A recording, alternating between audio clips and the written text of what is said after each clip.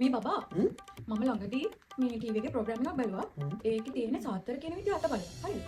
මේ බලන්නකෝ. දැන් මගේ මේ එක රේඛාවයින් තියෙන්නේ. ඒ කියන්නේ මම මගේ හදවතින් ආදරේ ඔයාට විතරයි.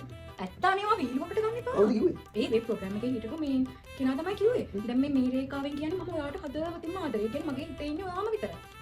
හරිද? දැන් අපි ඔයාගේ අතේ බලමුකෝ ඒක. මගේ අතේ ඉතින් මගේ අතේ ඉන්නවා විතරයි තමයි. මම කියන කවුද?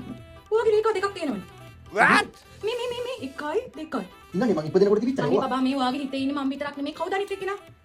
කියන්න. ඉපදෙනකොට අතේ තිබිච්ච නෝ. බෑ මේ බලන්න මගේ මේ එක රේඛාව ඒ කියන්නේ ඔයා.